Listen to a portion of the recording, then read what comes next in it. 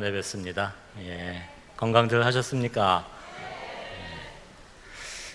제가 3년 전에 광주교구에 분원이 생겨가지고 여기 그쪽 수도원 지구로 내려가 있다가 한 3년 만에 여러분 만나뵈러 이렇게 온 것 같습니다. 반갑습니다. 반갑습니다.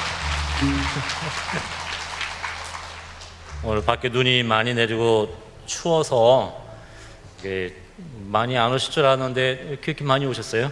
그래, 열심히 기도하시는 그 여러분들 모습 바라보면서 저도 많이 힘을 얻습니다. 기도하는 그 모습들, 이렇게 여러분들이 모여서 열심히 기도하는 그 모습을 또 하느님께서도 잊지 않고 계시고 또 함께 하고 계실 겁니다. 우리 벌써 대림 시기가 시작이 되었고 제대 앞에 대림하늘 또 우리가 마련하고 첫 번째 초에 불을 이렇게 밝히고 있습니다. 오늘 우리 철야하는 이 시간이 또 우리 마음에도 이 기도의 불을 하나 밝히고 또 하느님을 또 기다리는 또 그런 시간으로 이 시간을 함께 보내면 좋겠습니다. 우리 이 시간 잠깐 우리 주님께 모든 것 봉헌하면서 주님에게도 성모성 바치고 또 시작하면 좋겠습니다. 성부와 성자와 성령의 이름으로. 하늘에 계신 우리 아버지의 이름이 거룩히 빛나시며 아버지의 나라가 오시며 아버지의 뜻이 하늘에서와 같이 땅에서도 이루어지소서.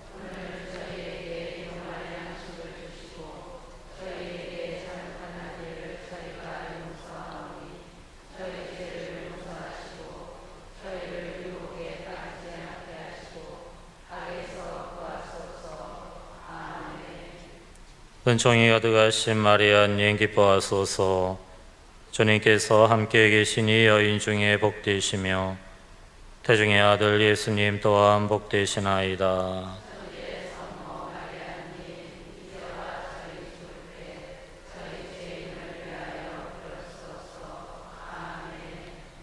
사랑과 자비이신 아버지 하느님, 오늘 저희가 대림초에 불을 밝히듯이 우리 마음에 기도의 불을 밝히며 아버지의 이름을 부릅니다. 저희는 당신을 간절히 기다립니다. 이 기다림 속에 아버지의 이름을 잊지 않고 살아가는 저희 모두를 불쌍히 여겨주시고 자비를 베풀어 주십시오. 우리 대림 시기에 성탄을 기다리는 것처럼 우리를 찾아오시겠다 약속하신 우리 사랑의 주님, 약속의 주님을 이 시간 함께 기도하며 기다리는 저희들의 이 모습을 어여삐 보아주십시오. 때론 살아오면서 이 세상의 많은 상처와 아픔들, 또 내가 지은 죄의 그런 흔적들로 인하여 저희는 두려워하고 있고 또 많은 용기와 희망을 잃어버린 그 모습이기도 합니다. 하오나 주님, 오늘 이 시간을 예수님의 탄생을 누구보다도 간절히 기다려주셨던 성모 마리아와 함께 저희도 당신의 이름을 부를 수 있게 도와주십시오. 나의 부족함을 제가 바라보지 않게 도와주시고 오히려 나를 용서하시고 사랑하시는 아버지의 사랑만을 바라볼 수 있는 믿음을 저에게 허락하여 주십시오.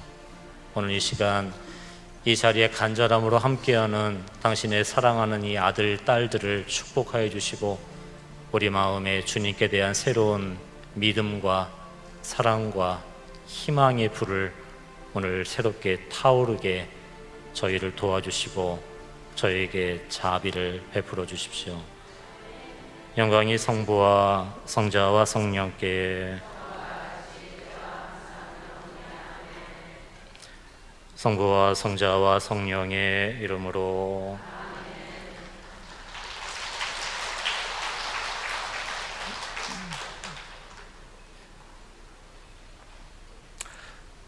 이 세상 달력은 아직 한 달이 남아 있지만 우리 신앙인들은 이미 새해를 시작하지 않았습니까? 대림으로 우리는 새해를 또 맞아하였습니다.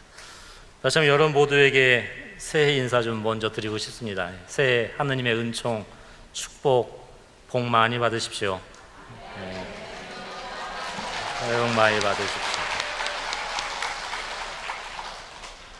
대림은 기다림의 시간입니다.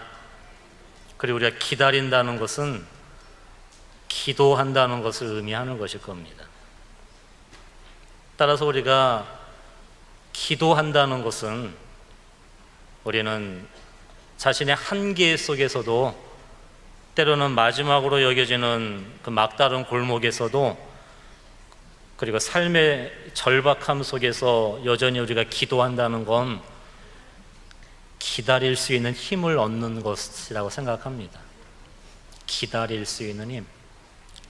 그 기다림이라는 것은 바로 하느님이 나를 찾아오시겠다는 약속이 우리에게 주어졌다는 것이고, 하느님께서 나를 버리지 않으시겠다는 당신의 그 약속을 우리가 기억할 때, 그때 우리는 여전히 풀리지 않는 문제 속에서도 때론 내 기도가 들어주지 않는 것 같은 그런 막막함 속에서도 우리가 기도한다는 건 바로 그 하느님을 기다린다는 것을 의미하는 겁니다.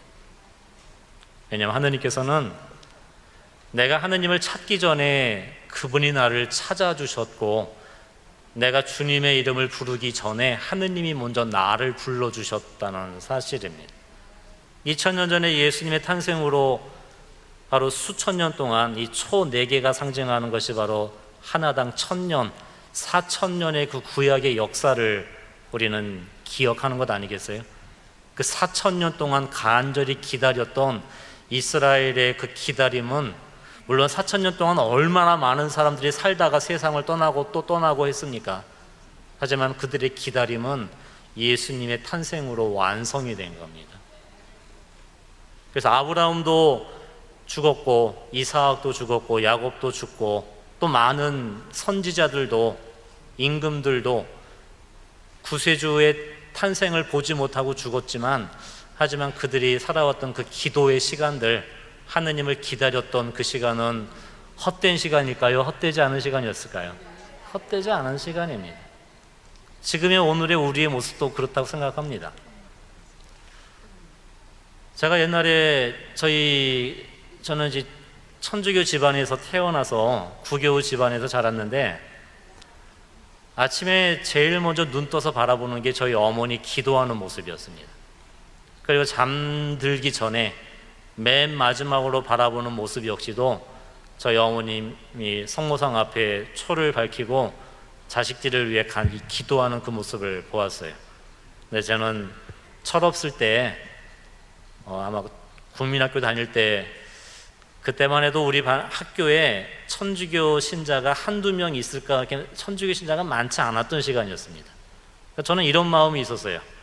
나는 열심히 성당 다니는데 하느님은 왜 내 기도를 안 들어주시는지, 나는 열심히 뭔가를 기도했는데 하느님은 내 기도를 안 들어주실 때가 참 많았거든요. 그러니까 주일 미사 가기 싫은데 아침 일찍 일어나서 어머니 손에 이끌려서 성당 가야 되고 하는 모습들이 좀 불만이 좀 있었습니다. 그래서 속으로 좀 이런 생각도 많이 했어요. 기도하면 뭐하나, 하느님이 안 들어주시는데. 기도하면 뭐하나, 우리 집은 맨날 똑같은 모습인데.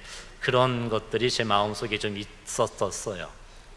철없을 때 그 모습을 잊고 있었는데, 나중에 저에게 기도의 모습을 보여주셨던 저희 모친께서 돌아가실 때, 8년 전에 저희 어머니가 이제 80세로 세상을 떠나셨는데, 어머니의 그 마지막 임종을 지키면서 제 마음속에 이런 고백이 나왔습니다. 저희 어머니의 그 마지막 임종은 저에게 남겨주신 너무나 귀한 선물을 저희 어머니는 마지막으로 이 아들 사제에게 남겨주셨어요. 그것은 당신의 죽음이, 신앙 안에서의 죽음이 얼마나 아름다울 수 있는가를, 물론 사랑하는 어머니를 잃은 자식의 슬픔은 남아있지만 이 슬픔을 넘어서는 기쁨이 그 순간에 저에게 주어졌어요. 저희 어머니께서 많은 말씀을 남겨주진 않았지만 하느님을 바라보고 그 하느님께 당신의 마지막 숨을 너무나 평화로이 믿음으로 당신의 생명을 돌려드리면서 하느님께 돌아가는 그 모습은 저에게 정말 하느님은 살아계신 분이시구나, 우리 어머니 일생의 기도가 하나도 헛된 것이 없었구나, 우리 어머니 일생의 기도가 이루어지는 순간이 바로 지금이구나 라는 걸 알게 해주셨어요. 그때 사실 저희 어머니께서 돌아가시기 전에 제게 남겨주셨던 말씀 가운데 하나가 이 말씀이었어요. 요셉 사제, 이 엄마 선종할 수 있게 기도해줘 하면서 조금 이따 또 어떤 말을 덧붙이셨냐면, 아버지 미워 죽겠어, 용서가 잘 안 돼, 그렇게 말씀을 하시는 거예요. 두 분이 60년을 함께 부부로 사셨어요. 60년을 함께 살면서 일제시대 소학교 다니시고, 여러분 그 어머니 세대의 그 힘든 시간들 다 알고 있지 않습니까? 그 많은 또 7남매를 먹여 살리기 위해서 살아오시면서 받았던 많은 세상적인 아픔들, 상처들, 또 문제 없는 가정이 어디 있고 상처 없는 부부들이 어디 있겠어요. 그런데 마지막 임종을 기다리면서 저희 어머니는 이 모든 걸 다 놓고 가고 싶은 거죠. 다 용서하고 싶고, 다 이해하고 싶고, 다 이 아버지에 대한 원망도, 때론 미움도, 상처도 다 놓고 가고 싶은데 안 되는 거예요. 그건 우리들의 나약함일 수밖에 없는 거예요. 죽음의 순간은 참 기도가 많이 필요한 시간이에요. 왜냐하면 그 시간은 하느님의 빛이 비춰오는 시간입니다. 이제 하느님의 빛이 보이는 순간이에요. 근데 놀랍게도 그 빛 앞에 뭐가 보이느냐? 내 그림자가 보이는 거예요. 빛 앞에 나아가면 나아갈수록 내가 잊고 있었던 내 일생의 모든 흔적들이 그 빛 앞에 낱낱이 펼쳐지는 거예요. 이 조그만 티끌 하나까지도 나의 모든 더러움이 보여지는, 그 죽음의 순간에는 하느님이 나를 향해 오시는 시간이기도 하면서 죽음의 임종의 자리에는 반드시 사탄의 공격이 자리 잡고 있는 시간이에요. 하느님께 가지 못하게. 그때 저희 어머니는 참 나약한 모습일 수밖에 없죠. 누구 한 사람 하나 용서할 수 없는 그 아픔, 그 나약함을 이 아들 사제에게 기도를 부탁하셨던 그 모습일 수밖에 없었어요. 근데 이 빛과 어둠이 한 영혼을 놓고 하느님의 빛이 비춰오고 하느님께 가지 못하도록 하느님께 등을 돌리게 공격하는 악이 보여주는 그 모든 우리 나의 상처와 아픔과 그림자들이 있을 때, 만약에 저희 어머니가 당신의 그림자를 보고 세상을 떠나셨다면, 다시 말해 어떤 아버지에 대한 원망, 세상에 대한 미움, 당신 자신에 대한 어떤 부끄러움과 두려움을 바라보고 맞이하는 임종이었다면 그것은 하느님께 등을 돌리는 순간이었을 겁니다. 그 임종을 지켜보는 아들의 저의 마음은 너무나 고통스러웠을 것이고 너무나 아팠을 것이고 끔찍한 그런 순간이었을 것이라 생각이 들어요. 하지만 그 순간에 우리 어머니께서 저에게 남겨주신 믿음은 무엇이냐?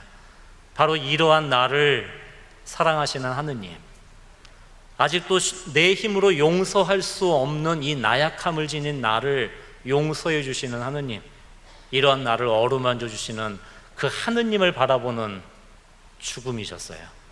그때 그 죽음은 빛 속에 빛을 품은 죽음일까요? 어둠을 품은 죽음일까요? 그거는 빛을 품은 죽음인 것이에요. 나의 그 상처와 아픔 속에서도 이러한 나를 보여주시고 이끌어주시는 그 하느님을 향하는 그 모습들, 그때 제 마음속에 바로 어머니의 그 마지막 임종을 지키면서 이것이 바로 우리 일생을 기도하며 살아오셨던 우리 어머니 기도의 힘이구나 나는 걸 알게 되었어요. 여러분, 우리가 기도한다는 건 우리의 기도가 누구에게 바쳐지고 누구에게 올라가는 것입니까? 반드시 모든 기도의 종착지는 어디에, 누구 품에 올라가는 것입니까? 아버지께로 올라가는 것입니다. 바로 예수 그리스도를 통해, 또는 어머니 마리아를 통해 우리의 모든 기도는 하느님께로 가고, 하느님은 우리 모두의 기도를 하나도 잊지 않고 계시는 분입니다. 그리고 우리가 기도한다는 건 내가 지금 10년 전, 20년 전, 30년 전에도 기도를 계속 해왔잖아요. 근데 여러분, 30년 전에 한 기도 지금도 기억하십니까? 기억 안 될 때가 많죠. 근데 하느님은 그 모든 걸 잊지 않고 계시는 분이에요. 그리고 더 중요한 사실은 내가 30년, 40년 전에 기도한 그 기도는 과거에 있는 것이 아니라 그 기도는 영원한 하느님께로 드려졌기에, 우리 하느님은 과거에 계신 분이에요? 미래에 오실 분이에요? 현재 살아계신 하느님이셔요. 그럼 내가 10년 전, 20년 전에 바친 기도는, 하느님께 드려진 기도는 10년 전, 20년 전 과거에 남아있어요? 아니면 하느님 안에 현재에 살아있을까요? 모든 기도는 하느님 안에 살아있는 거예요. 저희 어머니 평생을 자식들을 위해 기도하시고, 제가 사제품을 받은 후부터 이 아들 사제를 위해서 당신의 모든 시간을 기도로 바치셨어요. 저는 더 이상 어머니의 임종을 통해 저는 저희 사랑하는 엄마 얼굴을 바라보지 못해요. 그분은 한 줌 재가 되어서 이 세상을 떠나셨어요. 하지만 우리 어머니께서 이 아들을 위해 바치셨던 그 기도는 어머니의 장래와 함께 사라진 것이 아니라, 어머니의 기도는 지금도 나와 함께 하고 있다는 걸 저는 알아요. 이 아들 사제를 위해 바치셨던 그분의 기도는 지금도 제 뒤를 떠받쳐주고 계시고, 내가 걸어가는 이 사제직을 함께 하고 계신다는 걸 알아요. 그래서 우리는 기도해야 돼요. 내가 열심히 기도한 것이 내가 당장 이루어지는 것을 바라보지 못한다 할지라도, 혹은 내가 열심히 기도했는데 그 기도의 열매를 보지 못하고 내가 이 세상을 떠난다 할지라도, 우린 언젠가 한 줌 재가 되어 이 세상을 떠날 운명이지만, 우린 이 세상에서 사라지지만 하느님께 드렸던 나의 기도는 영원히 이 땅에 남아있는 거예요. 여러분의 자식들을 통해서라도, 여러분의 후손을 통해서라도 우리의 기도는 반드시 이 땅에서 열매를 맺게 되어 있는 거죠. 그 열매를. 그래서 우리는 기도해야 되는 거예요. 이스라엘 백성의 그 4,000년의 역사, 아브라함부터 시작된 그 구약의 그 4,000년의 그 역사는 바로 단 하나만을 기다리며 살았던 그 삶이었어요. 우리를 구원하러 오실 예수님, 구세주, 메시아, 그리스도, 바로 그 우리의 죽음과 억압에서 우리를 해방시켜 주시고, 바로 우리를 풀어주실, 생명을 주실 그 구세주를 기다리는 그 시간들, 물론 그 구약의 많은 예언자들, 또 많은 선지자들이 모두가 예수님의 탄생을 목격하진 못했지만, 하지만 그 기다림 속에 살았던 그들의 삶은 결코 무의미하지 않았다는 것을 우리는 알고 있는 것이에요. 오늘 이 자리에 우리는 우리 각자의 어떤 어려움을 안고 또 우리의 간절함을 가지고 기도를 합니다. 물론 그 기도는 그것이 우리의 어떤 기도의 어떤 대부분의 시작일 거예요. 하지만 우리가 기도한다는 것은 물론 지금 당장 나에게 필요한 것을 얻기 위해서 우리는 기도를 시작하지만, 그 기도를 통해서 우리는 조금씩 이 기도가 우리에게 의미하는 그 깊은 뜻을 우리는 깨닫게 되는 겁니다. 그 가운데 하나가 우리는 기도를 통해 기다림을 배우게 된다는 것이에요. 그리고 그 기다림이라는 것은 바로 자신이 가난한 사람임을 고백하고 인정하는 그 자세로 돌아가는 것이 기다림입니다.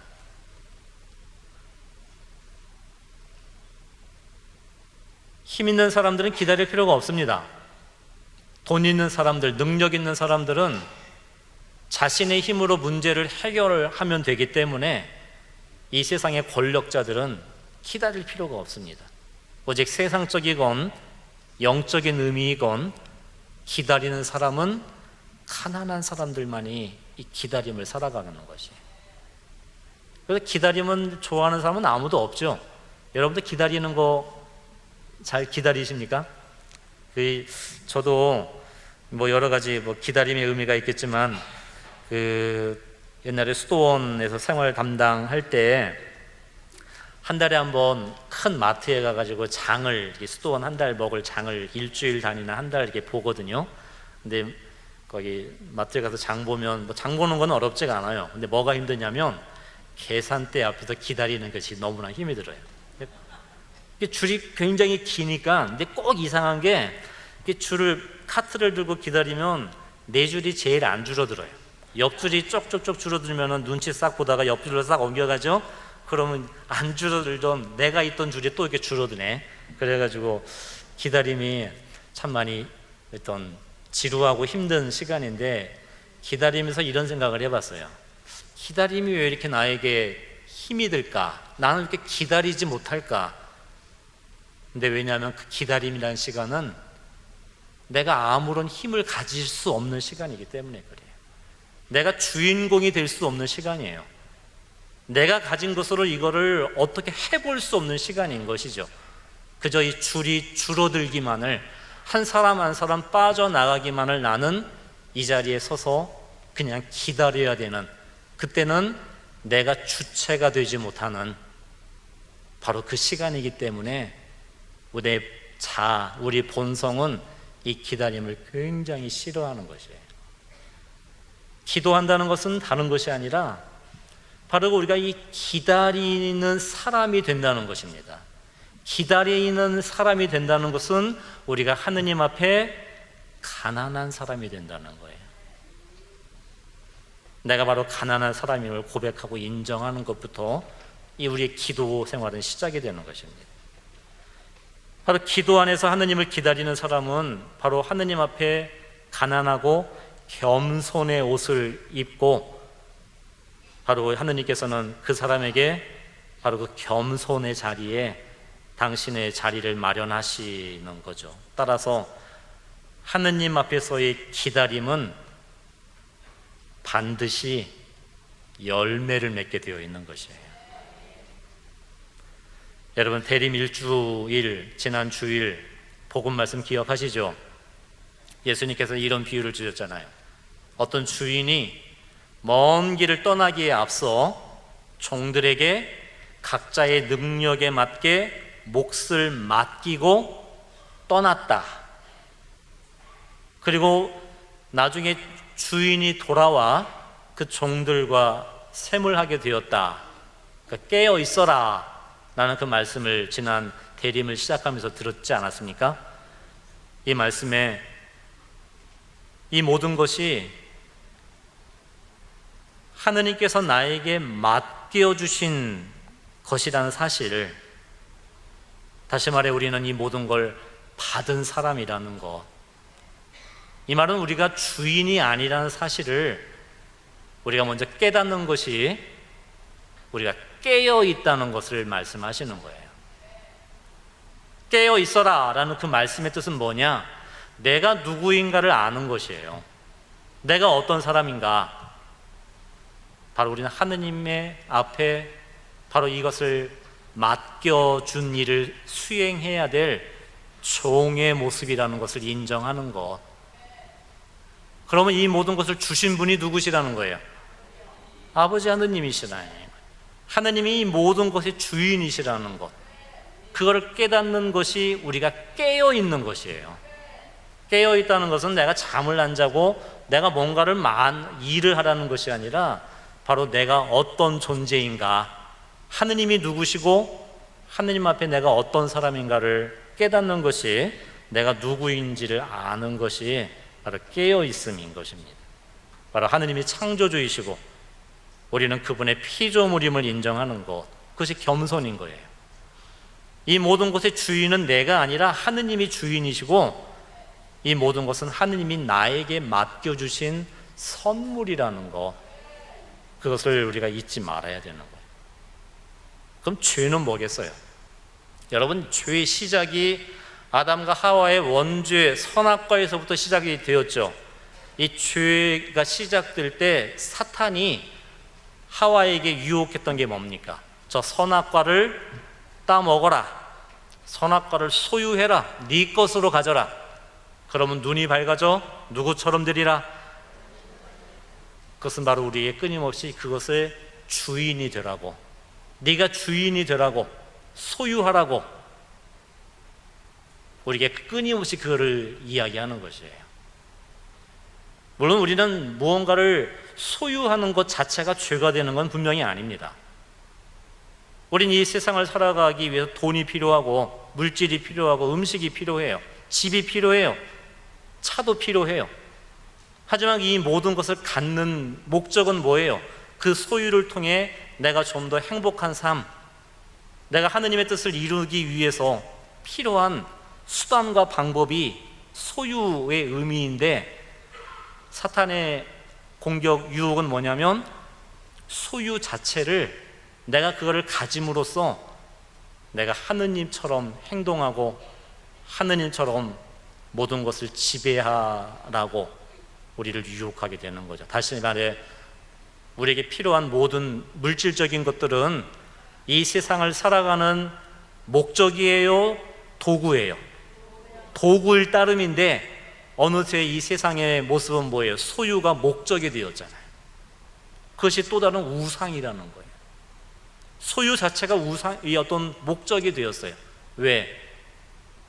내가 큰 집을 살아야, 좋은 자동차를 타고 다녀야, 내가 어떤 명품 핸드백을 가지고 있어야, 돈이 있어야, 무엇을 가져야 사람들이 나를 인정해주고 그거를 통해 내가 나를 확인하려고 하는 것. 그래서 우리는 하느님께서 우리에게 아무것도 갖지 말라고 말씀하시는 것이 아니고, 이 모든 것을 가지고 살아가는 것은 이 세상을 살아가는 방편, 도구일 따름인데 어느새 우리는 그 소유 자체가 내 삶의 또 다른 목적이 되었다면 그것이 바로 하느님 대신 우리 안에 새겨진 우상이며 바로 선악과가 주어진 원죄의 뿌리, 그것을 자기 것으로 소유하고 가져야 된다는 유혹이 오늘도 우리에게는 주어지고 있는 것이에요. 우리가 기도하는 목적은 단지 그것을, 내가 원하는 것을 얻기 위한 것은 1차적인 것이고, 그걸 넘어서는 기도의 목적은 바로 내 안에 자리 잡고 있는 바로 부정한 것들, 하느님 보기에 옳지 못한 것들, 하느님의 은총을 받아들이기에 합당하지 못한 우리들의 마음을 깨끗하게 만들고 정화하기 위해서 우리는 먼저 기도해야 되는 것이에요. 그래서 때로는 기도하면서 고통도 많이 겪잖아요. 기다림의 고통, 그것이 쉽게 이루어지지 않는, 그저 하느님만을 믿으며 끊임없이 기도해야 되는 바로 그것들이 어쩌면 하느님이 나를 외면하시는 시간이 아니라 오히려 그 시간을 통해 나를 정화시켜 주시고 내가 하느님의 뜻에 합당한 모습이 함께 할 수 있도록 이끌어주는 은총의 시간이기도 한다는 것입니다. 그러니까 용기를 잃지 마셔요. 그래서 끝까지 기도해야 돼요. 그 기도를 통해서 우리는 조금씩 우리가 하느님과 함께하는 그 마음으로 변화되어 가는 것이에요. 예수님께서도 끊임없이 기도하라고 말씀하셨죠. 우리가 기도해야 되는, 끊임없이 기도해야 되는 이유는 하느님이 우리의 고통을 모르셔서가 아니에요. 여러분 믿음은 어떠세요? 내가 기도해야만 하느님이 내가 필요한 걸 아실까요? 아니면 내가 입을 벌리기도 전에 나의 모든 걸 알고 계시는 분일까요? 다 알고 계셔요. 그런데 왜 기도하라고 예수님 말씀하셨어요? 다 알고 계시는데. 그것은 하느님을 위해서 기도하라는 게 아닙니다. 우리 자신을 위해서 기도해야 되는 거예요. 내가 기도를 많이 해서 하느님을 도와드리기 위해 기도하라는 것이 아니에요. 하느님이 내 사정을 모르기 때문에 내가 기도를 통해서 알려드려야 되기 때문에 기도하라는 게 아니에요. 하느님은 이미 준비되어 계셔요. 당신의 뜻을 이룰 준비가 되어 계셔요. 근데 문제는 뭐예요? 누가 준비가 안 됐어요? 내가 아직 안 된 거예요. 그걸 받아들일 준비가 안 돼 있고, 내 것을 내려놓을 준비가 안 돼 있고, 하느님의 뜻을 받아들이기 위해 내 욕심을, 내 계획을, 어떤 내 야망을, 나를 내려놓을 준비가 안 되어 있는 거예요. 하느님은 이미 준비되어 계셔요. 하늘에서와 같이 이 땅에서 당신의 뜻을 이룰 하느님은 준비가 되어 있는데 아직 우리가 준비가 안 되어 있는 거예요. 그래서 기도해야 돼요. 비록 우리의 기도가 부족하다 할지라도, 우리의 기도가 서툴고 아직 내가 하느님의 뜻을 온전히 깨닫지 못한다 할지라도 우리는 포기하지 말고 기도하라고 주님께서 말씀하셨어요. 그 기도하며 우리 마음이 조금씩 하느님의 뜻을 받아들일 준비가 되어가는 것이고, 그 기도를 통해 하느님 보시기에 옳지 못한 우리들의 마음이 그분의 마음으로 변화되고 깨끗해지고 정화되어가는 그 시간이 필요한 것이에요. 그래서 기도가 하느님을 위해서가 아니라 누구를 위해서? 나 자신을 위해서예요. 그리고 우리의 기도가 내가 그것이 이루어지지 못하고 죽는다 할지라도 여러분의 기도는 결코 헛되지 않는다는 것이에요. 우리가 드렸던 그 모든 기도는 하느님 안에 남아 이 세상 끝까지 그 기도의 힘은, 바로 우리가 갈망했던 그 모든 것은 바로 여러분, 우리 자신이 아니더라도 우리 후손들과 우리 자손들을 통해서도 그 기도는 반드시 열매를 맺게 되어 있다는 거. 그 증거가 접니다. 저예요. 제가 열심히 살아서가 아니고, 제가 거룩해서가 아니라 바로 이 아들을 위해서 일생을 기도하셨던 저희 모친, 지금은 벌써 세상을 떠난 지 10여 년이 되어가는 그 시간 속에서도 어머니의 그 기도가 여전히 이 아들 사제와 함께하고 있다는 그 확신. 그래서 여러분에게도 그 기도의 힘을 나누고 싶고 알려주고 싶어요. 하느님의 은총이 있는 곳에는 늘 사탄의 공격이 있습니다. 포기하라고. 그 모든 것은 쓸데없는 것이 될 거라고. 하느님은 너의 기도를 들어주지 않을 것이라고. 그리고 우리에게 그 기다림 대신 지금 당장의 달콤한 위로, 그런 유혹을 우리에게 주게 되는 것이에요.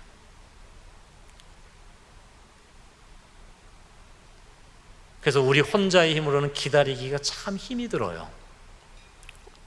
우리는 그거를 겸손하게 인정할 줄 알아야 돼요. 그래서 예수님께서 내가 이 세상 끝날까지 너희와 함께, 항상 너희와 함께 있겠다고 그 약속을 주셨잖아요. 그러니까 예수님의 약속은 너희가 나를 믿기만 하면 너의 모든 고통을 없애주겠다 하지 않으셨어요. 그건 아멘 하면 안 돼요.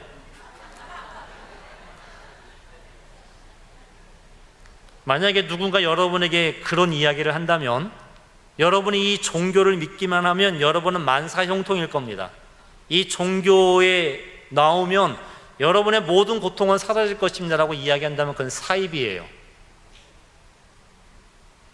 우리 하느님이신 그리스도 예수님은 우리에게 우리의 모든 십자가를 없애주겠다, 내 고통을 없애주겠다 약속하지 않으셨어요.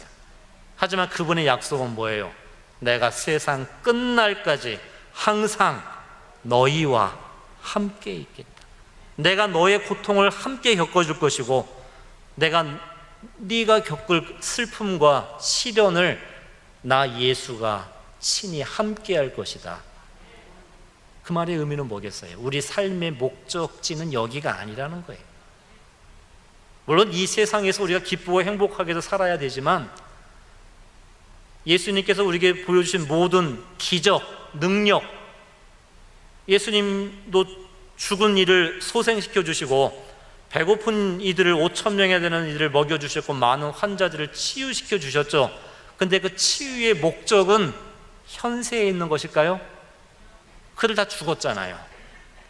눈 뜬 사람도 언젠간 죽었고, 중풍병에서 일어난 사람도 죽었고, 나병 환자도, 그리고 예수님께서 소생시켜준 나자로도, 야이로의 딸도, 그리고 나인 지방의 그 과부의 아들도 살아났지만 다시 죽었잖아요. 예수님께서 우리에게 모든 그런 능력과 기적을 보여주신 건 우리가 영원히 이 세상에서 잘 먹고 잘 살기 위한 것이 아니라는 거예요. 이 세상은 잠시 지나가는 과정이라는 거예요. 그래서 예수님께서는 비록 지금 우리가 이 세상에서 우리가 때로는 박해받고 소외당하고 무시당한다 할지라도 용기를 내어라고, 너의 삶의 마지막이 여기가 아니라고 우리에게 말씀하시는 거예요. 내가 항상 너희와 함께 있겠다. 이 세상 끝날까지 우리가 가야 할 인생의 목적은 이 세상이라는, 인생 길어야 100년이라고 하지 않습니까? 요즘 100세 시대라고 하지만 이 우주의 역사에 비추어 봐서 이 세상의 시간 속에 100년이라는 시간은 찰나의 순간에 비길 수밖에 없을 거예요. 너무나 짧은 순간, 이 짧은 인생을 살다 떠날 우리들의 삶, 그것은 바로 예수님께서 왜 이 세상에 태어나셨고, 왜 인간이 되셨고, 왜 십자가에서 돌아가셨으며, 하지만 다시 부활하시어 승천하신 그 예수님께서 우리에게 보여주시는 그 구원, 그것은 바로 우리가 가야 할, 하느님께로 가야 할 그 마지막 그 목적을 우리에게 보여주고 계시는 거예요.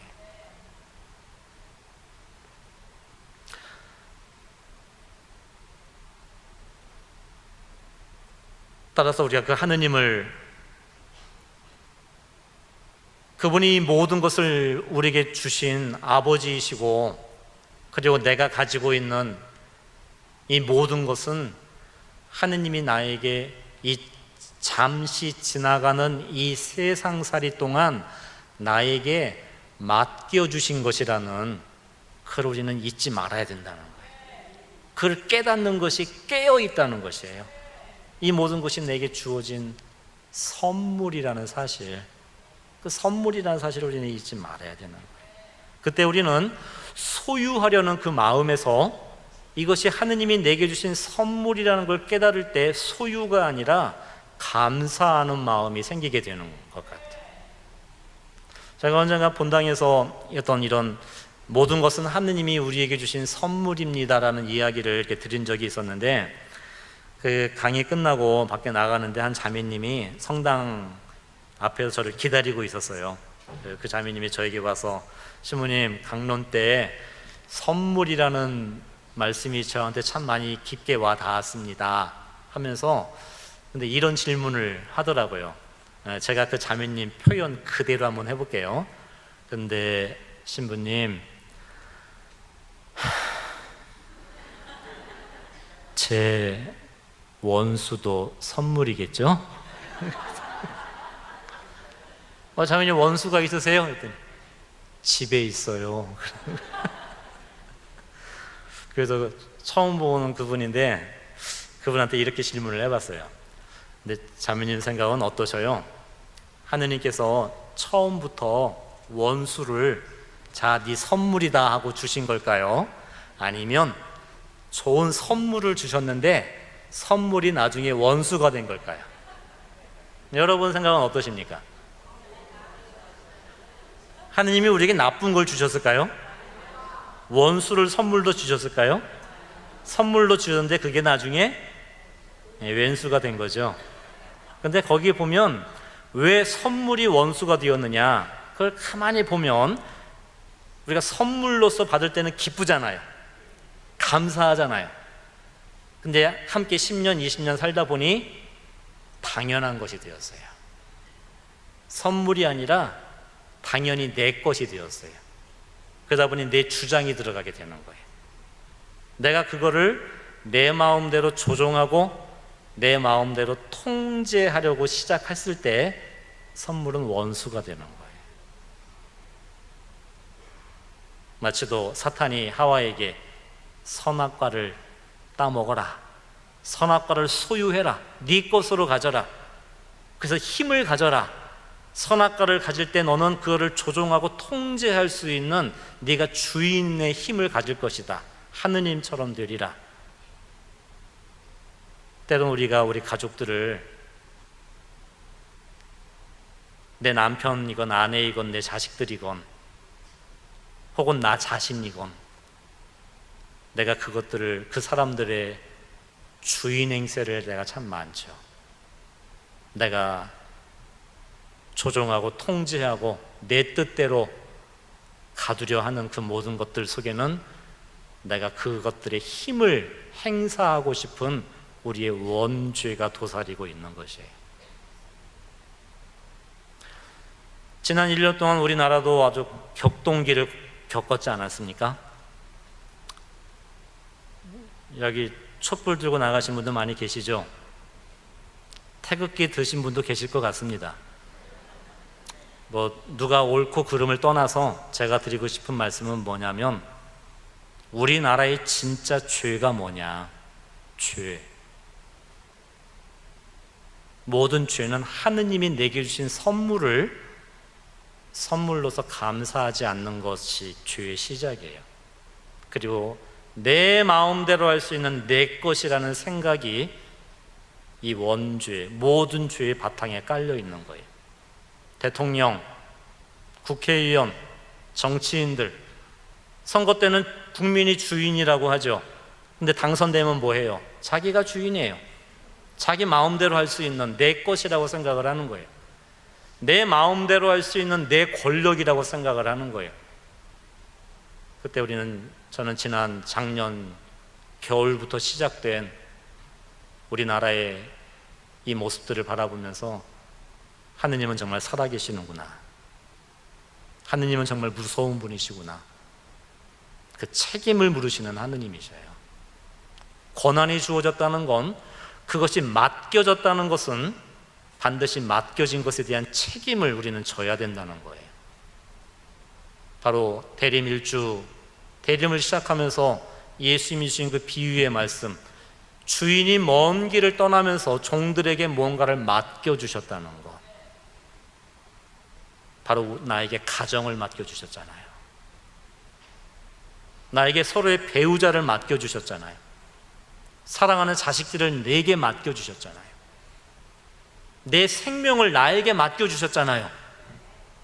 내가 이 세상을 살아갈 내 몸을 주셨고, 이 숨을 주셨고, 그 생명을 우리는 받아서 오늘 제가 여러분을 만나는 것이고, 이렇게 하느님 이야기를 하고 있는 것 아니겠어요?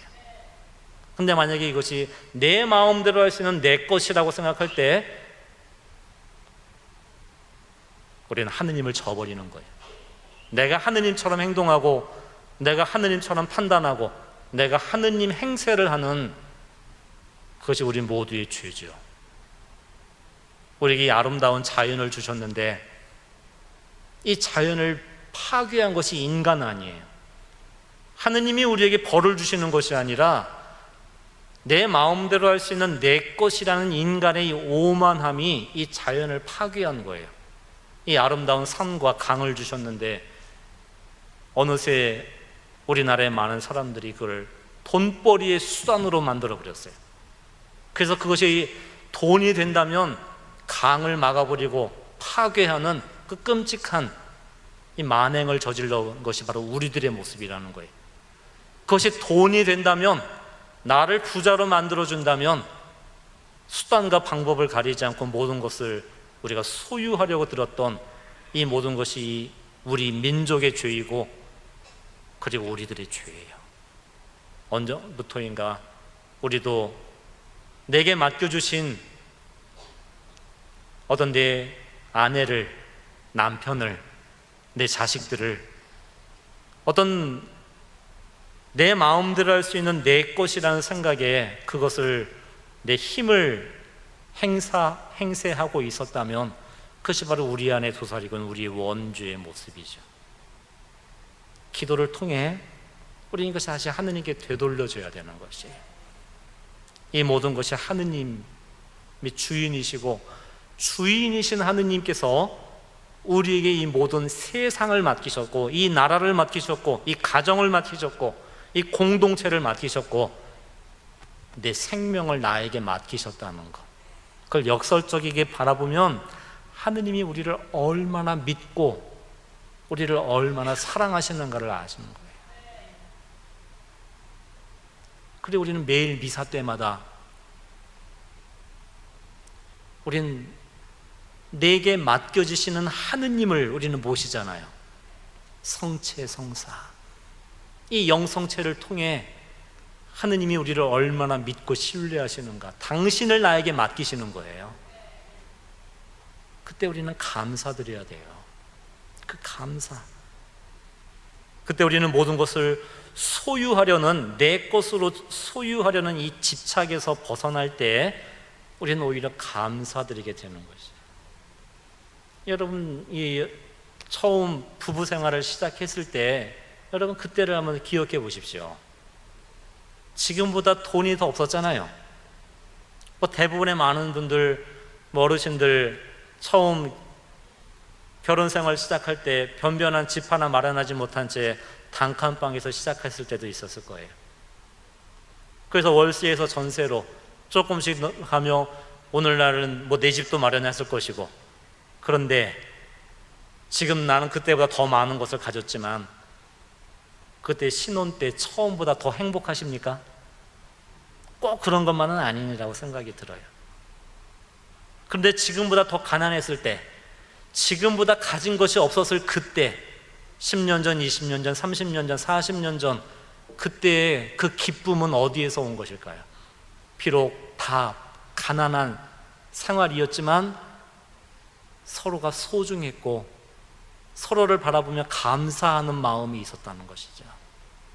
그 감사한다는 것이 바로 우리가 하느님 앞에 겸손한 마음이 되는 것이고 가난한 마음으로 돌아가게 되는 것이에요. 그래서 오늘 우리가 다시 한번 우리는 하나님께 감사드려야 될 것이에요. 아까 우리 어머니 말씀을 드렸지만 죽음 앞에서만이 아니라 지금 우리들의 현재의 모습도 마찬가지예요. 내가 하느님을 바라볼 때 반드시 하느님의 빛 앞에 내 그림자가 함께 보일 수밖에 없을 거예요. 내 상처와 아픔과 내 두려움과 어떤 나의 그 모든 부정적인 모습들, 내가 그림자를 바라본다면 그때 나는 빛을 등지는 것이죠. 하지만 이러한 모습 속에 우리가 하느님을 바라본다면 우리는 그 빛을 향해 걸어갈 수가 있게 되는 거예요. 그러니까 악의 유혹은 우리가 이 길을 가지 못하게 하는 게 악의 목적이에요. 사탄의 목적은 가지 못하게 방해하는 거예요. 가지 못하게, 하느님께 가지 못하게. 그래서 가지 못하는 방법은 뭐냐? 주저앉게 만드는 겁니다. 주저앉게 만드는 거예요. 주저앉아서 자기 연민 속에 빠지게, 자기 슬픔과 원망 속에 주저앉게. 그때 예수님께서는 여전히 이러한 나를 일으켜 세워주시고, 아들아, 딸아, 용기를 내어라. 나는 너를 포기하지 않았다. 아직 우리의 삶은 끝나지 않았다. 일어나 가자. 우리가 가야 할 그 길을 끝까지 가자. 여러분, 마지막에 웃는 사람이 승리하는 사람입니다. 마지막에 웃는 자가 승리하는 거예요. 여러분, 악은 우리를 끊임없이 공격하죠. 핥혀요. 상처를 남겨요. 너는 아무리 노력해봤자 그 모양이라고, 안 된다고, 네 상처는 없어지지 않을 거라고, 그걸 자꾸 두려워하게 만들게 돼요. 하지만 여러분, 우리 모두가 상처 입었고 우리 모두가 아프지만 더 중요한 사실이 있어요. 여전히 상처는 없어지지 않았고 우리 안에 있는 어떤 그런 두려움은 여전히 남아있죠. 그럼에도 우리는 여전히 살아가고 있잖아요. 우리가 아직도 그 모습이지만 여전히 하느님은 나를 사랑하고 계시잖아요. 그리고 이 모습으로도 우리가 하느님을 사랑하고 있잖아요. 그게 중요한 것이에요, 여러분. 하느님이 우리의 시작이요 우리의 마침이 되어주신다는 것, 이 모든 것이 하느님이 내게 맡겨주셨다는 것은 하느님으로부터 우리가 시작되었다는 것을 의미하는 거고, 그리고 우리가 하느님을 믿고 이 길을 끝까지 기도하며 걸어가겠다는 것은 하느님이 내 인생의 마지막 마침표가 되어주시겠다는 이 약속을 믿는 거예요. 여러분, 마지막 마침표가 얼마나 중요한지 아십니까? 지금 세상 사람들이 나를 보고 부러워해요. 막 칭찬해줘요. 세상 사람들이 나를 보고 박수 쳐줘요. 그런데 하느님이 내 삶의 마지막을 아니다 해버리시면 내 모든 게 아무것도 아닌 게 되어버리는 거예요. 지금 난 슬퍼요, 고통스러워요, 두려워요, 아파요. 하지만 이 모습으로도 내가 일어나 하느님을 향해 한 걸음 한 걸음 내디디며 포기하지 않는다면 하느님께서 내 마지막 마침표를 그렇다 해주시는 거예요. 그럼 내 모든 인생이 의미를 갖게 되는 것이고, 내가 겪었던 모든 슬픔과 모든 아픔이 무의미한 시간이 아닌 바로 하느님 안에서의 완성을 이루는 바로 그 모습이 되는 것이에요. 그래서 우리 이 시간 다시 한번 우리가 그 마음을 우리는 간직해야 될 것이에요. 하느님이 나의 시작이요 마침이신 분이시다. 나는 하느님으로부터 시작된 존재이고 결국 이 세상살이를 마치고 우리는 결국 하느님이라는 완성을 향해, 목적을 향해 우리가 함께 걸어가는 사람이라는 것. 그때 지금까지 우리가 모든 걸 소유하려 들었던, 다시 말해 그 소유하려 들었던 우리들의 마음속에는 뭐였냐면 내가 약하기 때문에 두려운 거죠. 내가 이 모든 것이 불안하기 때문에 나를 확인하고 싶은 거예요. 내가 괜찮다는 것, 내가 좋은 것이라 사람이라는 확인하고 싶은데, 그것이 어떻게 확인되냐면 보여지는 것을 통해 비교함으로써. 그러니까 우리가 유혹에 빠지는 것 가운데 하나가 끈히 남과 비교하는 거잖아요. 비교, 꼭 그 비교해서 또 다툼이 나고 상처가 생기죠. 그러니까는 제발 그 옆집 아저씨랑 남편하고 비교하지 마시고, 엄마 친구 아들하고 여러분 아들하고 비교하지 마시고, 여러분 자신과 다른 사람을 끊임없이 비교하지 말라는 거예요. 그 비교하는 것은 악의 유혹이에요. 그 비교를 통해 내가 누가 더 많이 가졌나, 누가 더 좋은가를 외적으로 판단하려 하지만 하느님은 그 외적인 것으로 판단하시는 분이 아니라 바로 그 마음에 하느님의 자리를 마련하고 살아가느냐, 그분과 함께하느냐 아니냐를 바라보시는 그 부분이죠. 교황 프란시스코 교황께서 복음의 기쁨에서 어떤 이 복음화의 기쁨, 아주 짤막하지만 중요한 말씀을 해주셨어요. 이 기쁨은, 특별히 복음의 기쁨은 언제나 감사하는 기억에서 생겨난다라고요. 그래서 신앙인은 근본적으로 기억하는 사람입니다라고 말씀하셔요. 우리가 매일 미사 때마다 우린 예수님의 말씀을, 이 사제가 예수님과 함께 반복하잖아요. 너희는 나를 기억하여 이를 행하여라. 신앙인은 어떤 사람이냐? 기도한다는 것은 하느님의 약속을 기억하는 것이고, 그리고 언제나 우리는 하느님, 바로 하느님께 대한 그 감사의 그 기억에서 우리가 이 기쁨을 잃지 않는 것이에요.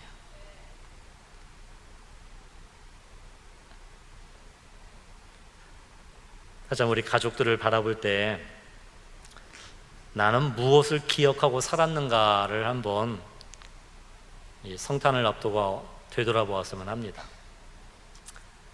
사실 좋은 기억은 그게 쉽게 잊어버리는 것 같아요. 좋은 기억은 모래 위에다 써놓고 나쁜 기억은 바위에 새겨놓는다고 그런 말을 하잖아요. 그러니까 반대가 되어야 될 것 같아요. 좋은 기억은 바위에, 우리 마음에 새겨야 되는 거. 그때 우리가 다시 한번 우리 가족들, 내 옆 사람을 바라볼 때 우리가 좀 많이 고통스러웠던 가장 커다란 이유는 우리에게 감사할 것이 없어서 고통스러운 것이 아니라 생각합니다. 감사를 기억하지 못하기 때문에 그런 것 같아요. 그래서 나쁜 기억만 남잖아요. 억울한 기억, 내가 어떤 손해본 기억, 그것만 너무나 많이 남아있기 때문에, 그래서 우리는 가족들에 대한 원망, 그러면서 자기 비하까지 연결이 되는 것 같아요. 제 강의 후에 미사가 바쳐질 때 예수님과 함께 그 모든 그 기억을, 이 감사의 기억을 제가 간직할 수 있게 도와주십시오라고 여러분 오늘 미사에 특별히 한번 기도해 보세요. 우리 기억의 정화, 그 기억의 정화.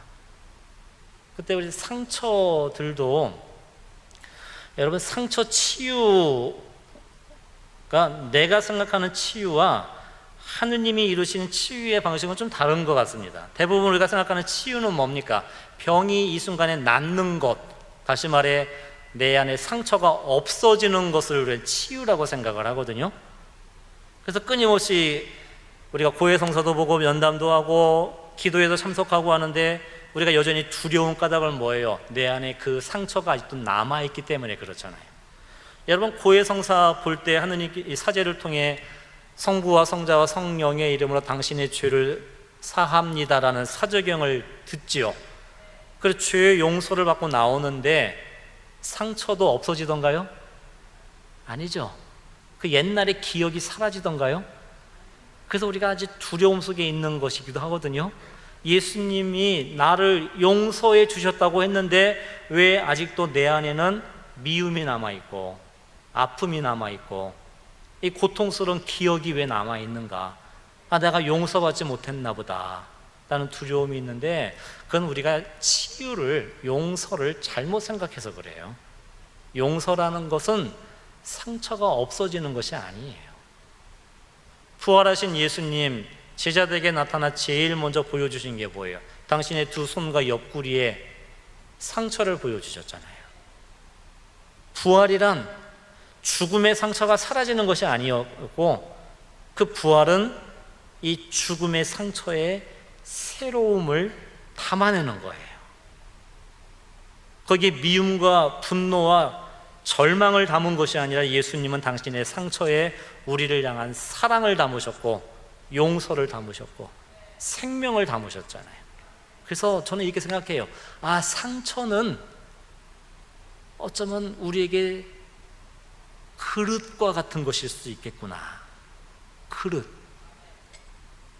이 상처라는 그릇에 우리는 쓰레기를 담으면 이건 쓰레기통이 될 수밖에 없습니다. 하지만 여기에 보석을 담으면 이건 보석함이 되는 거예요. 꽃을 담으면 이것은 꽃병이 되는 거예요. 우리들의 상처가 문제가 아니라 가장 중요한 것은 내가 상처가 있느냐 없느냐라는 사실이 아니라 이 상처에 나는 무엇을 담아내느냐. 우리가 예수님을 담아내는 것, 바로 그분에 대한 사랑의 기억을 담는 것일 거예요. 기억을 담는 것. 여러분 그 과거의 상처의 기억 속에 우리는 어떤 우리의 두려움과 미움과 원망의 기억만이 남아 있었잖아요. 거기에 다시 한번 돌아가 보세요.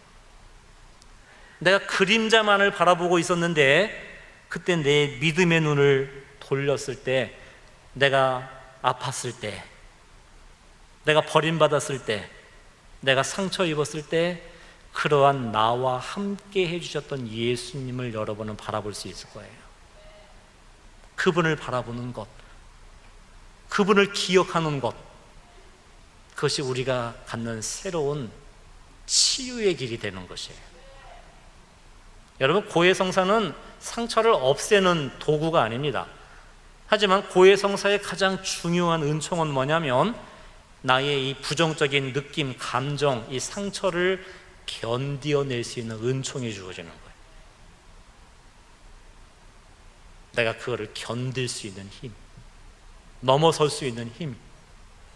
그때 우리는 조금씩 거기에 나쁜 영향을 덜 받게 되는 거죠. 거기에 부정적인 영향에 휩쓸리지 않고 그 기억은 남아있지만 그 기억을 넘어설 수 있는 그 힘을 받게 되는 거예요. 그러니까 여러분, 지금까지 우리가 예수님이 아픔을 없애주세요 라고 기도했다면 이젠 우리가 새롭게 기도해야 돼요. 제가 이 아픔에 절망하지 않게 도와주세요. 내가 이 아픔에 일어설 수 있는 힘을 주세요. 내가 이 아픔을 안고도 살아갈 수 있는 사랑의 힘을, 믿음의 힘을 주세요. 그러니까 상처를 없애는 건 참 어렵죠.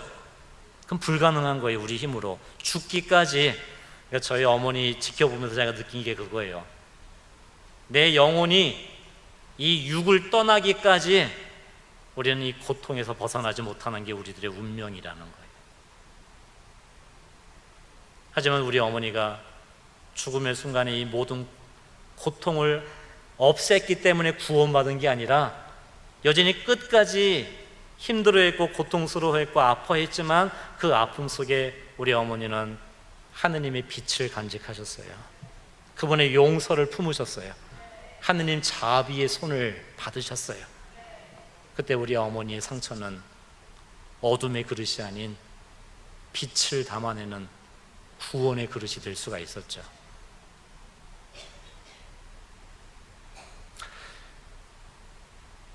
제 모습도 마찬가지가 참 많았습니다. 여러분, 제가 옛날 제 모습 모르시죠? 수염 난 이 신부 얼굴 바라보는데, 제가 옛날에 방에서 짐 정리를 이렇게 하다가 옛날 사진첩이 있어서 이렇게 보는데 신학생 때 제 모습이 너무 예뻤어요. 믿으려나 안 믿으려나 모르겠는데 제가 봐도 꽃미남이었어요. 제 모습이 대리석 같았어요. 제가 웬일이래 막 이런 말도 하고. 근데 너무나 대리석 같았는데 그때 죽었더라면 천국 언저리는 가지 않았을까. 그만큼 깨끗했고 순수했고 하느님께 대한 사랑의 불도 타올랐었던 모습이었던 것 같아요. 근데 사제생활을 20년 하다 보니 저도 많이 넘어졌고 하느님 앞에 죄도 지었고, 쉽게 말해 대리석 같은 내 모습이 깨져버렸어요.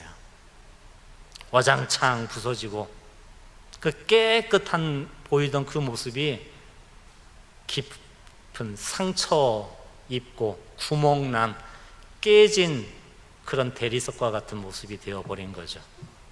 그런데 놀라운 걸 제가 깨닫게 되었어요.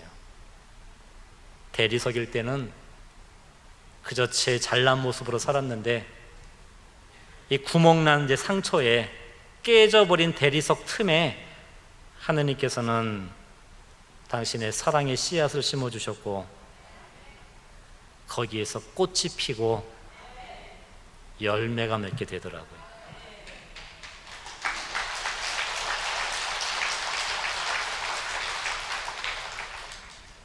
여러분, 대리석에 물 부어보세요. 그냥 흘러버리죠? 제가 그랬어요. 아무도 사랑하지 않았죠. 아마 그것이 바리사이들 그들의 거룩함일 거예요. 제가 신학생 때 다짐한 것이 한 가지가 있었습니다. 어느 신부님의 모습을 보고 실망한 게 있어가지고 이런 결심을 했어요. 나는 사제가 되면 부자이건 가난한 사람이건 똑같이 대해줘야지. 왜냐면 어떤 신부님이 부자한테는 너무 친절하고 눈에 띄게 가난한 사람들을 무시하고 하는 모습을 바라보면서 실망했기 때문에 나는 사제가 되면 가난한 사람, 부자 가리지 않고 똑같이 대해줘야지. 그리고 실천을 했는데 제가 어떻게 한지 아세요? 부자이건 가난한 사람이건 똑같이 아무도 사랑 안 했어요.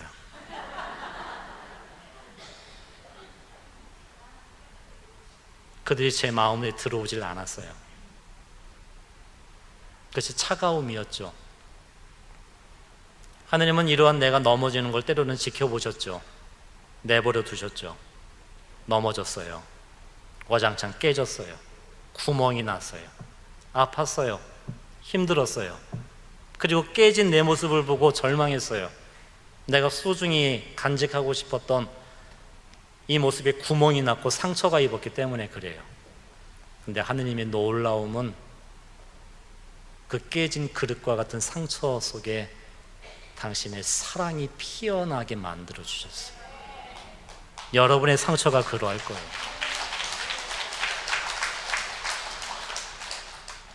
우린 그걸 믿어야 돼요.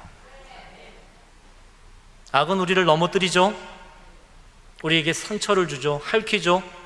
그리고 다 끝났다라고 이야기하죠.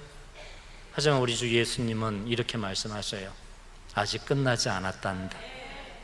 내가 마지막이다. 그때 우리는 알 거예요. 내가 아파 보았기에 다른 이의 아픔을 이해할 수 있는 거예요. 내가 울어 보았기에 다른 이의 눈물의 의미를 깨달을 수 있는 것이에요. 내가 그 고통을 겪어보았기에 지금도 그 고통 속에 두려워하고 아파하는 이들을 우리는 함께 만날 수 있는 거예요. 그래서 상처는 우리의 저주가 아니라 하느님의 은총의 그릇이 되었음을 우리는 알게 되는 것이에요.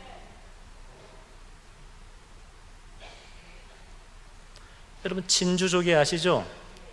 여러분 진주 좋아하셔요? 제가 돈만 많으면 하나씩 다 드리고 싶은데 돈이 없어서. 조개 안에서 진주가 어떻게 나오는지 아셔요? 알죠? 이렇게 조개에 상처를 내가지고 진주 씨앗을 심는데요. 그러면 상처에서 진물이 나와서 이 진물이 씨를 감싸면서 영롱한 빛의 진주가 된다는 것이죠. 여러분의 아픔에 그 씨앗을 간직하셔요. 말씀의 씨앗, 예수 그리스도의 사랑, 그분의 약속, 그리고 끊임없이 기도하셔요. 기도하고 기도하는 가운데 내게 주어진 이 말씀에 우리는 우리 진물로서 영롱한 빛의 진주를 우리는 만들어가고 있는 거예요. 그것이 성모님의 잉태예요. 하느님의 말씀을 간직하셨던 어머니, 그 말씀을 믿으셨고 이 말씀을 간직하셨던 성모님의 그 태중의 잉태 되신 예수님의 육화, 그 성탄은 그래서 2000년 전의 이야기가 아니라 오늘 우리에게 주어지는 또 다른 약속이고 기다림이라는 거예요. 여러분의 그 상처 속에 오늘 하느님의 말씀을 성모님처럼 잉태하십시오. 나에게 주시는 성체성사의 사랑을 간직하십시오. 그리고 기도하세요. 기도하고 또 기도하고 또 기도하며 하느님이 우리의 시작이시니 하느님이 나의 마지막 완성임을 희망하며 기도하고, 그리고 기도할 힘이 없어 두려워하고 있는 이들을 위해서도 기도해 주시고, 그래서 우리가 이 자리에 함께 모인 것 아니겠습니까? 우리가 함께하고 있다는 걸 잊지 마세요. 교회의 이름 안에, 예수 그리스도의 사랑 안에, 어머니이신 마리아 안에서 이제 여러분의 그 기도가 또 이 기도로서 기도할 수 있는 힘만 있다면 우리는 모든 걸 이룰 수가 있습니다. 그리고 이 기도회가 단지 잘하고 계시겠지만 단지 내 욕심을 채우는 도구로 만들지 마시고 하느님의 뜻을 우리가 함께 이루는, 하느님과 함께하는 마음으로서 여러분이 함께 기도한다면 이 기도의 힘은 이 나라를 살리는 힘이 될 겁니다. 그래서 자자면 우리 민족을 위해서, 남북으로 갈라진 우리들의 이 죄를 위해서, 그 죄를 벗기 위해, 세계 평화를 위해서 우리가 또한 함께 기도해 주시기 바랍니다. 그것이 교회의 사명이고 우리의 목적입니다. 그래요. 이렇게 이 깊은 시간 함께 이렇게 잘 들어주셔서 감사하고, 시간이 다 되어서 마무리하면서 다시 한번 여러분들 그 대림의 그 시간 우리 성모님과 함께 간절한 기도 속에서 성탄을 잘 맞이하시는 여러분에게 정말 은총과 기쁨과 평화의 성탄이 함께 주어지기를 바라겠습니다. 그리고 옆 사람 손 한번 잡아보십시오. 그리고 내 선물이네, 고맙네, 선물 한번 인사를 해주십시오. 우리 모두가 하느님의 선물입니다. 우리가 어떤 경쟁자가 아니라 싸움의 대상이 아니라 시기의 대상이 아니라 서로가 선물이 되는 삶, 그리고 나도 집에 돌아가서 우리 가족들에게 그들에게 나도 하느님의 선물의 삶을 살아가기를 함께 기도드리겠습니다. 감사합니다.